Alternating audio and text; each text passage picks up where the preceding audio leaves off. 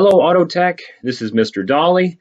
I am giving you guys this video here today, kind of a little bit of an explanation in the beginning. I fully intended to have a video on starter removal and part identification and benchtop testing today, but unfortunately my vehicle situation didn't permit that. The vehicle I wanted to use for this actually had a dead battery, strangely.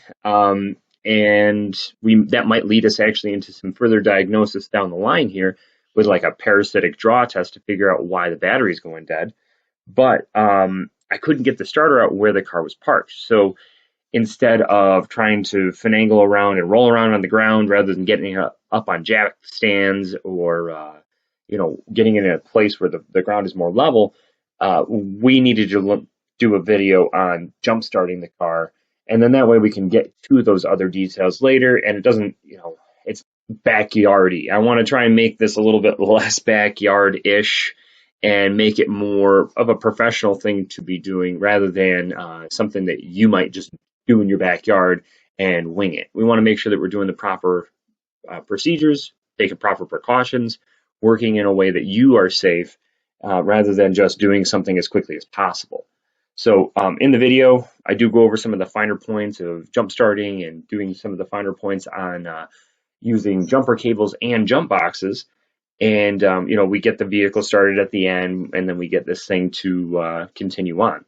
The reason why you just see a non-moving picture of me is because apparently in my old age here, I have made a technical problem, and I forgot to record the entire first section. So instead, I took a picture of myself, so you get that.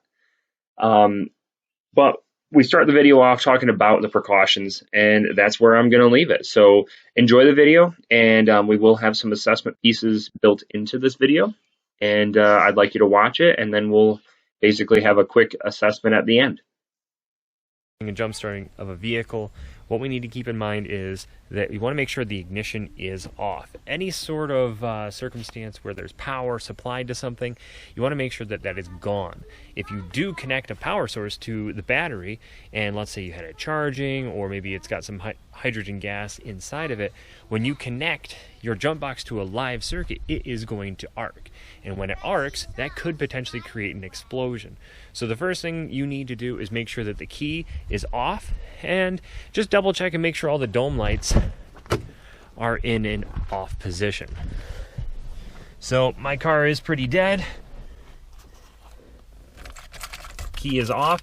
I mean, even just take the key, throw it on the seat or in a cup holder or something like that, and then that way you know for sure that that is a dead circuit. When we're dealing with batteries, they can be dangerous. So wear some nitrile gloves.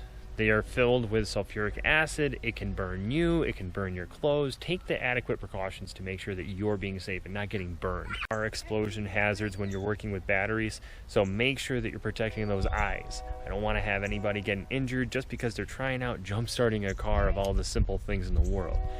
It happens regularly. I know that some people kind of poo-poo the idea of, the battery could explode or whatever, but I've seen it happen myself, even in circumstances where nobody's even touching a battery. So make sure you are staying safe and wear your safety glasses. All right, so now we're protected, we're ready to go. We're going to look at the battery that we're dealing with in this car. So these old General Motors minivans, they have a lot of crap in the way. There's a lot of stuff just kind of bunched up under the hood. And when we talk about the battery, it's tucked way down here in this corner. And you can see both terminals. There's your positive terminal, and there's your negative terminal. The problem that we have as technicians is the positive terminal is right next to this bracket here. And, we can short it out. We can create sparks. We can cause all sorts of problems there. So we want to be careful. We don't always have to go to our battery terminal post. Obviously, if it's dirty and nasty, we need to take it apart and clean it and make sure we're getting good contact, but this one looks pretty good. So instead, General Motors has provided us with a jump start post connection here that's a little bit more accessible for jump starting your car. In addition to that, we don't even have to connect to the ground connection. We can just connect to any sort of good ground source on the car. Know where the connection points are for our car. Now we can actually think about connecting them. Now, my jump box is a little bit different than other jump boxes that I've seen in the past, in that it has a switch to turn it on and off. So right now it's not energized at all. I can actually turn this on and off, and I can make both contact points as I'm ready to, and then turn it on so I'm not nearby, you know, leaning over the battery or something like that when it's time to actually jump the car. We're going to treat it like it's hot all the time, and you really should, just in case the switch is faulty or you accidentally leave it on. And we're going to take proper precautions. And the proper precautions are connecting our power lead, our positive battery terminal, first. If we connect that one first, then we're left with the ground contact second, which usually isn't connected to the ground on the battery anyway. We go to the chassis point, or we go to our engine block, some clean metal contact point. Now that we know where our connection points are, we're going to begin the connection process. Now, we're going to start with our positive lead, and we're going to take it back here to that jump start post. A lot of modern vehicles do have a jump start post that's available instead of going right to the battery, because the battery is a lot of times hidden. Like on a lot of General Motors vehicles, it's either in the trunk or it's in the passenger compartment in a special compartment under the floor. Other manufacturers do similar things to keeping the batteries in the trunk just to maximize interior space or preventing a battery from taking up valuable space under hood. So there are jump start posts very regularly.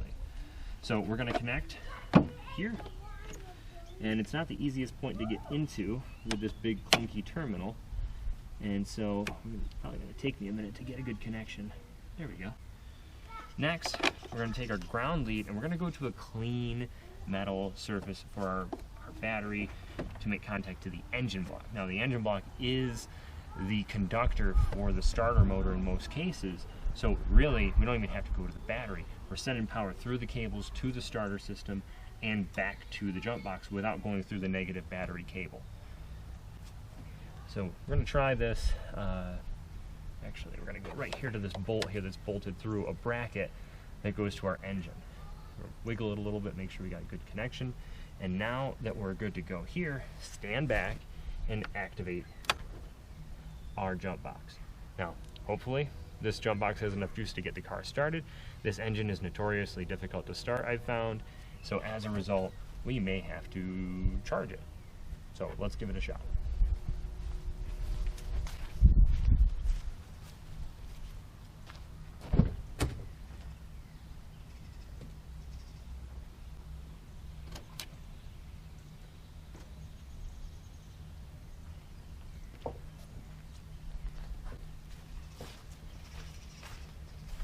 So I'm not sure if it was visible or not, but I had a quick blip of power on the instrument panel and heard the tone, and then all of a sudden it went away. So it seems like we had a bad connection. So we're going to turn off our jump box. We're going to wiggle our connections to make sure we got good contact, and make sure that things aren't about to come loose the next time we try to do this. Another thing that we want to keep in mind is that having the battery able to help us along as well as the jump box is very useful. So sometimes it would make sense to leave this on for 5 minutes or so to charge up the battery a little bit, so you have both a little bit of battery juice and our jump box helping start this car.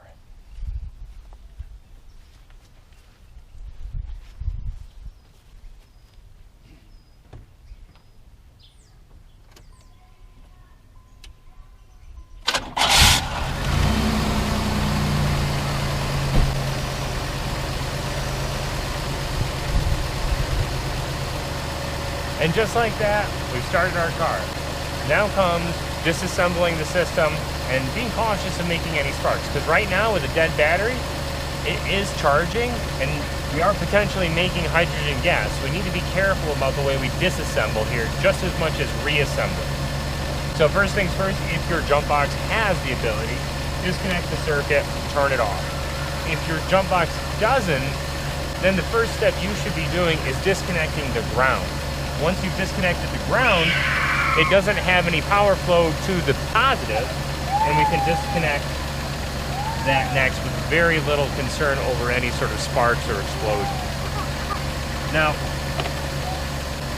if you're doing this with jumper cables, you would want to make sure that you disconnect the ground cable as well on this vehicle, but also at the same time while you're holding it off, disconnect the ground cable on the other vehicle so there's no possibility of having any sort of continued loop of power. So once you've established that you've disconnected the ground here and disconnected the ground there, then you can disconnect the power and the power from the other vehicle, and then you're all set and ready to go. Now, a word of warning, the battery is weak. So sometimes cars with very weak batteries or bad batteries, once you get them started and you step on the brake pedal and those lights come on in the back, sometimes it can actually kill the car because it's too much of a load too quickly against the electrical system. So you should let the car sit and idle for about 5-10 minutes before going to take it anywhere. And then the other detail is your alternator, you can only do so much. And the battery is not going to get charged very quickly by the alternator. And technically, you really don't want to charge a battery from dead flat with the alternator. It stresses it, it causes it to work too hard for too long, and you can actually kill the alternator with a dead battery. So it's always wise that once you get something started, you get it moved, you get it close to an outlet or someplace where you can have a battery charger connected to it, and then charge the battery fully with the actual battery charger. Now, in a pinch, yeah, people jumpstart a car and then head out on the road, and yeah, it does charge if you're driving long enough. It just is not a good practice. It's best to avoid that so you don't end up ruining your alternator. I mean, battery's bad enough, but an alternator on top of it, that becomes a very expensive repair.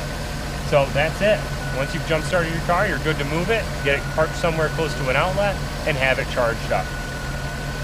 Good to go. That's what our next move is going to be, is get it charged up, and then we'll be disconnecting the battery and we'll start worrying about disconnecting our starter so we can test it and bench test it and identify our parts and pieces. See you next time.